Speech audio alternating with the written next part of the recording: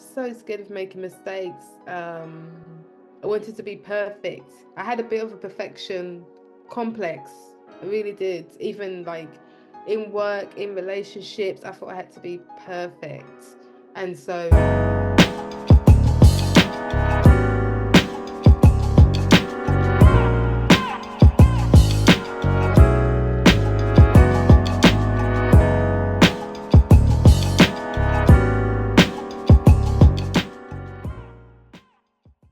my name is Amanda McCarthy. I am a commercial lawyer practicing in the city. It's been a interesting, challenging, exciting, really exciting journey. And yeah, I'm just here to obviously talk about myself, which isn't always easy to talk about yourself, but yeah, I believe now is a good time than any. Because your tenacity has been second to none in terms of achieving your goals. I remember when you were studying for your 𝗟𝗵𝗖 and that focus that you had, I was like, wow, it was definitely admirable. Do you know what I mean? And I want us to maybe delve into early childhood. Did you always want it to be a lawyer? I'm not sure I always wanted to be a lawyer, no. But it does go back. It goes back to secondary school when I started to think about being a lawyer. But I have always been, I was a book person. I loved my books, loved reading. So I was a nerd that used to get up on a Saturday, when I was old enough, take myself off to the local library, and I would get really excited about going and, choosing books that I wanted to read. And just going and discovering like different titles, and as like time went on, that would be things like just story books, historical books, Black history books, Black writing, just go in as much as I could. And those days we didn't have the internet, so you were dependent on like the library. So yeah, and I think some of that came from my mum. So growing up, she would read the novels, the Jackie Collins and that sort of thing. And I would just probably before my age, before I should have, probably around the age of 9, 10, 11, start reading some of her books. I don't think she knew about that. And that sort of thing. So yeah, I was always loving reading, which helps as a lawyer. Um, but it was really secondary school. And, I don't know if you remember, Soph, when they would start talking to you about, start thinking about what you want to do when you leave school. So I must have been about, how old would I have been? About 14, 15. And you got like this list of professions that they would give to you, and then it would be like you just look and what looks interesting. And the legal executive came out and sprang out at me, and I thought that sounds interesting. And I went and did, and they told you like what a legal executive was, they have to know about the law. And it just must have sprung something in me. From then on, it just became like, okay, that's what I think I would like to look into being, because you have to read, maybe something that you have to like writing and working with people. So yeah, I think that was the seed that time in school. Yeah. In terms of your confidence at that age and time, what was it like? I think at that age at time, my confidence was quite high. I think I was around my peers, and I could see that I was more than capable amongst my peers. We, as you said, Barking College. So we, let's be honest, it wasn't Oxford University or anything like that, but it was good. Everyone was interested in learning, everyone, and also we had fun as well. We looked right, we did both things, didn't we? So I was having a great time at college. Yeah. You know what? When you said a great time, we had a great time. We're not gonna, and I was sitting here as professionals, but I tell you what, we had a It was fun. fantastic time at college. It was fun. Isn't it? It was That's why I fun, met fun. you, fun, and Yeah, I'm telling you, lifelong sisterhoods from the start. And I think even though we laugh and we joke about that, but the importance of having work-life balance, we didn't know that at that time that's what it's called. Do you get what I No, mean? But upon reflection, we studied hard and we raved hard, isn't yeah, it? yeah.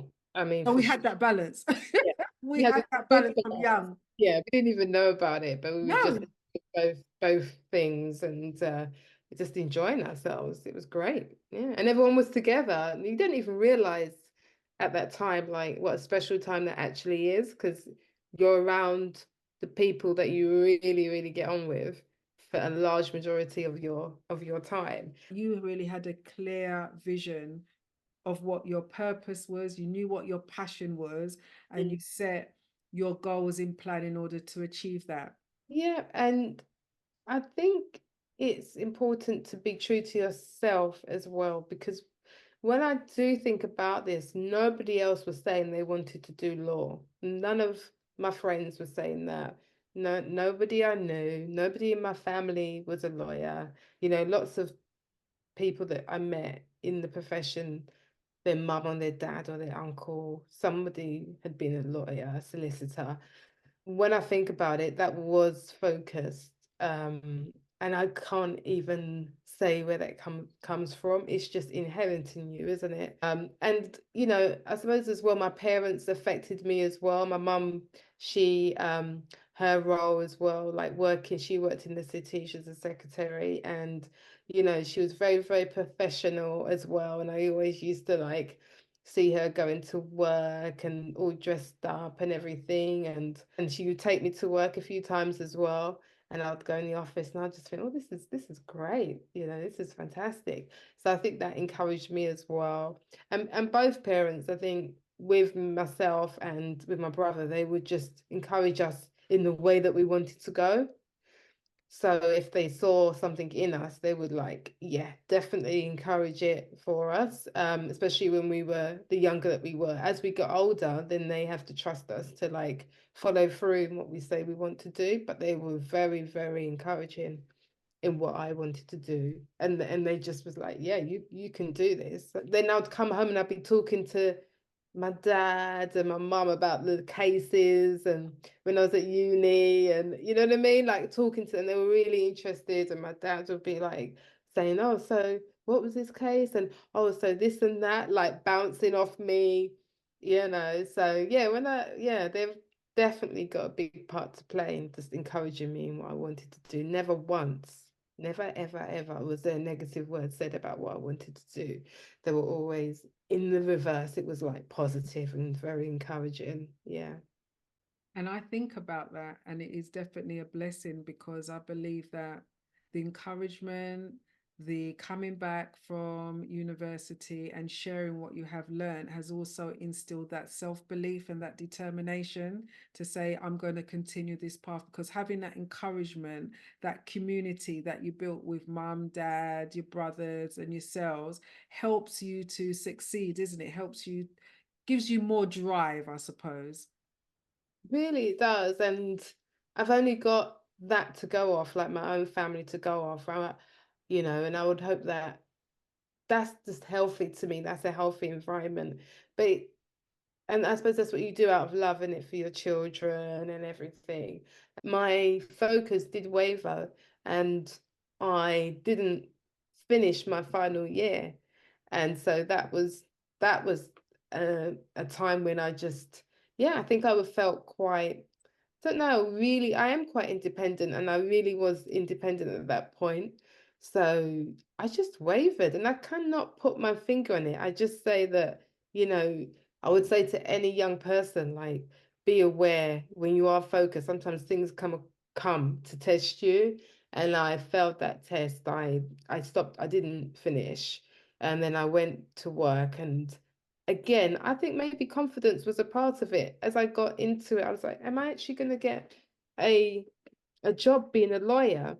Because then as it became, I think as it came nearer, it became something that was even kind of almost like it's another world, especially at that time.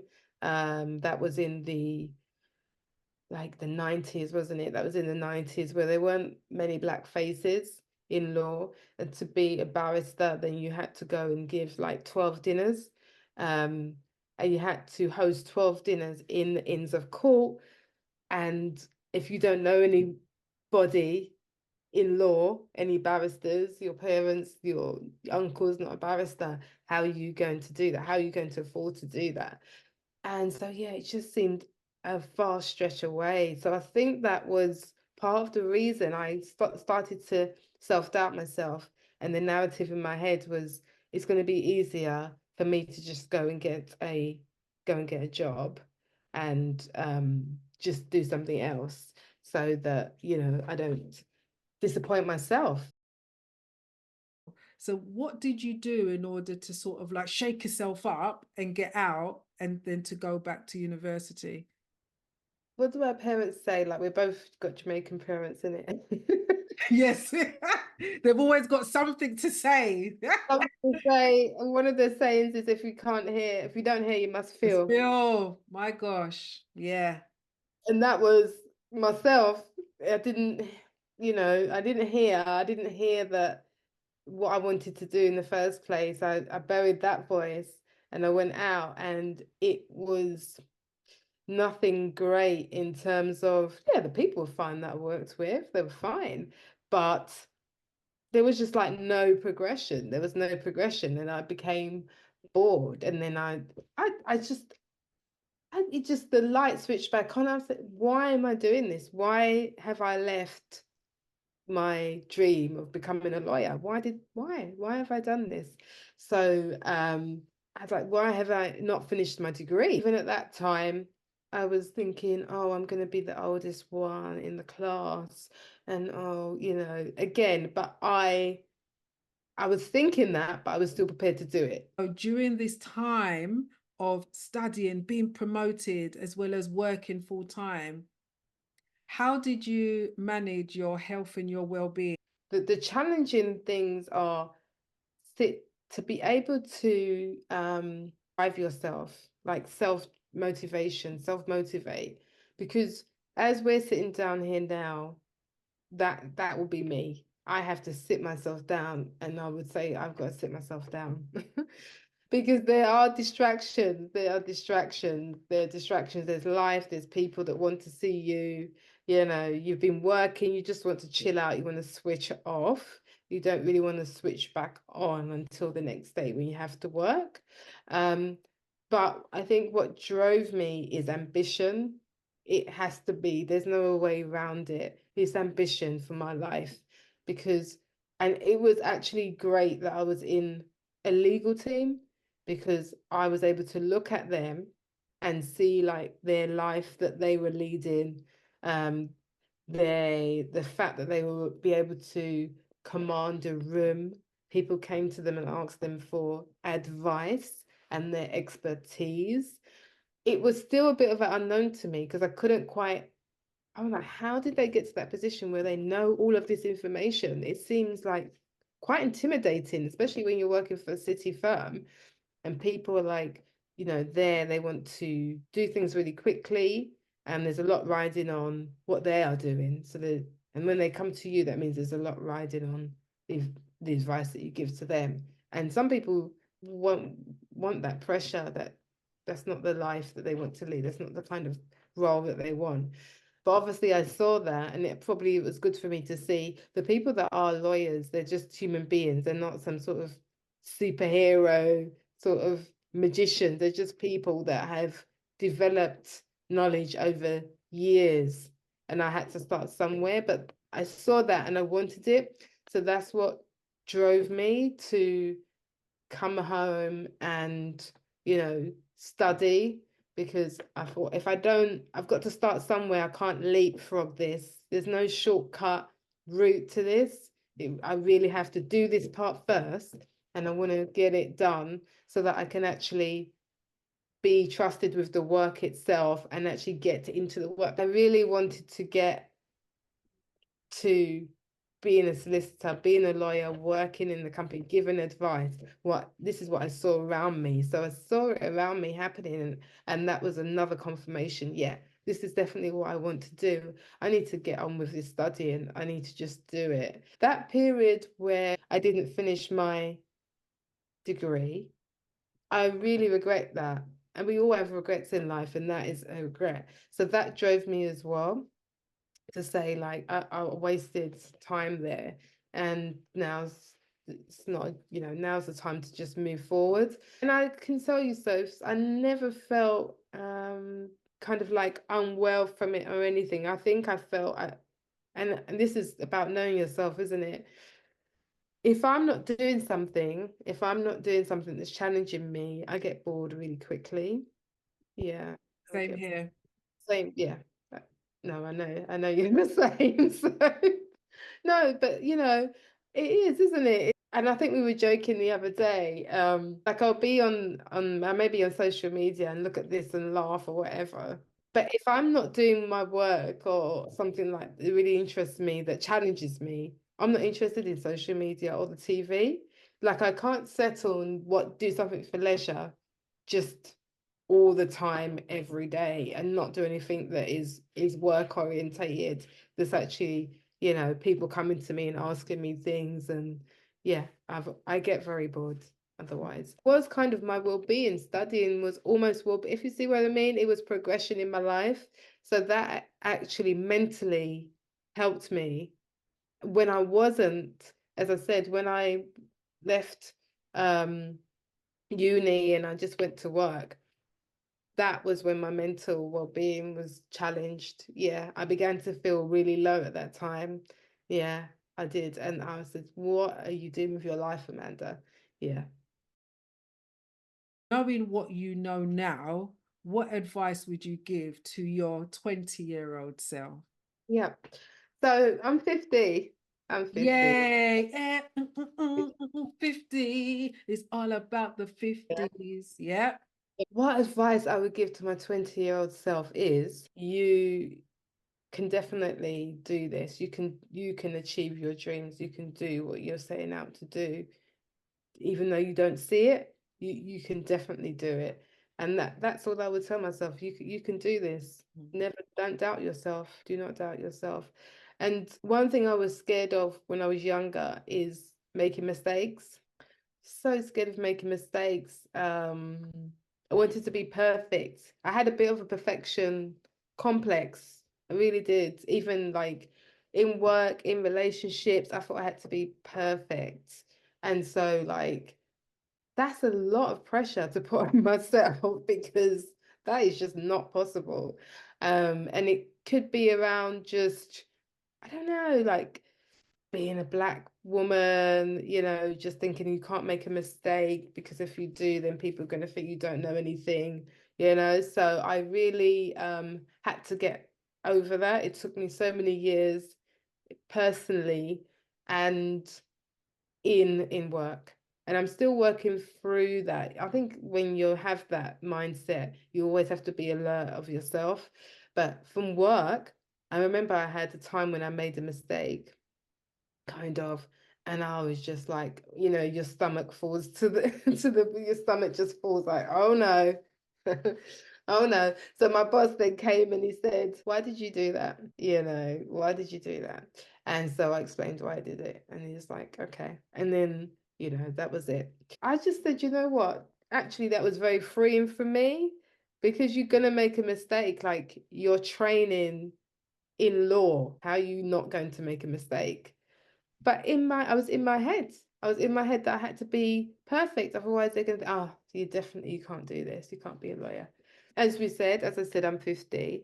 And I think this can be so much negativity around um, getting older, but they don't really speak about the positivity of getting older. Number one, we're still here. Number two, we know a lot because we've been through a lot. We've had a lot of experience, which you learn from experience. I always think you should be open-minded and also learn from the young as well because they have a fresh, different perspective. Okay, so you should also listen to the young and listen to their perspective. But when it comes to like a professionalism, especially with law, that you need experience in business because you come across many different scenarios and you learn from them as well. I mean, even lawyers not escaped from technology.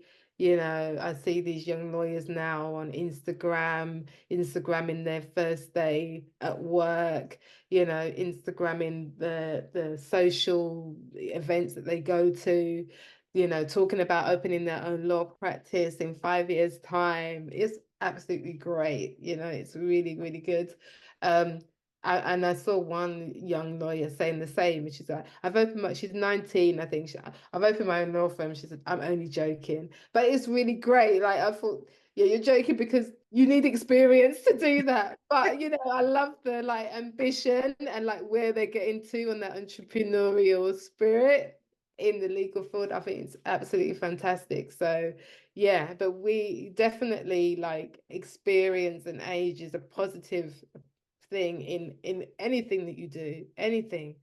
Do you know what I mean? So yeah, but I think the two can come together really nicely, and we can mentor them and give them those insights. And I went to a networking event a few weeks ago for young. It was the Stephen Lawrence, actually, Stephen Lawrence Foundation. So like young Black young men and young women professionals, and they were brilliant at networking, asking me like, you know, what are the 5 things that you've learned in your career? They want to learn from us. You know, they want to learn from us and get our insights and go forward and you know, give them that trajectory, like help them get further faster, like anything that I can do to do that. And I want to do more of that because it was really rewarding and it's uplifting, isn't it? You do it for them, but you also feel great once you've poured into them as well. And when you start talking, you realize you've got so much to share. And they were also so complimentary to me as well, like about my journey. You touched on several things about the importance of age and seeing age as a positive thing. And I'd so definitely agree with you. You know what I mean? We're both 50, you know, we're 73, 74 born, and we're living out our 50th year. And how amazing it is to still be here and have a friendship, and also to be speaking about our professional lives. Do you know what I mean? And to be able to have that desire to give back. I got a lot of mentorship, you know, mentored by the lady that first mentored me when I first started to do like legal work and company secretarial work. Lots of solicitors that like supervised me, taught me the skill, taught me the legal knowledge, challenged me so much. I remember one day, I always talk about it, I had to write a really difficult email. And you know, this is the thing, like this email wasn't really anything to do with law, as in like case law, or but it was it was a principle of a contract. And I had to explain it to a client. And my boss asked me to draft an email, and he must have asked me to rewrite that email all day. Like I must have wrote that email about 10 times. Yeah. He would say like, try again, try again, try again. And I just found it really difficult to write this persuasive email, which was delivering like bad news. And then now I can do that. Like I can just write the email. And Like, you know what? I love that experience that you shared there, because that was a time without Chat GPT. That was a time without AI. Do you know what I mean? Now we can go into Chat GPT, type in our prompts. There you go. Here's an example. But you had to dig deep. You had to learn to write a persuasive email. You've never written a persuasive email before, and having that gentleman, who was your line manager?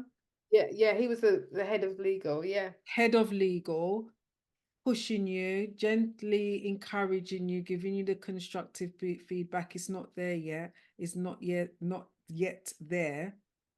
It's just the best lesson that you can ever get in terms of knowing now how to write a persuasive email. So how do you pay that forward in terms of, do you know what I mean? So you're doing it now, isn't it? through the Stephen Lawrence Trust and Yeah. doing mentoring of young aspiring solicitors. It's a great Yeah. thing you're doing. And it leads us nicely to wrap up. So what is the future for yourself? Just make sure that I'm leveling up. I'm not going to like rest on my laurels and take things for granted. As I said, I get bored easily. So I want to level up. I want to be more flexible, but I also want to do more mentoring and more teaching, that's passing on like expertise as well. But yeah, the younger generation, I think that's the future for me, like passing on, like you say, paying it forward and passing on the knowledge and expertise that I've learned over the years. Yeah. So this has been such a I said enlightening conversation, because there's things that I never knew about you, now I know about you, type of thing. But it has also reconfirmed to me how wonderful, I'm going to use that word, amazing, confident, self-assured woman you are. Into the history books of my life and looking forward as well. So yeah, thank you for having me.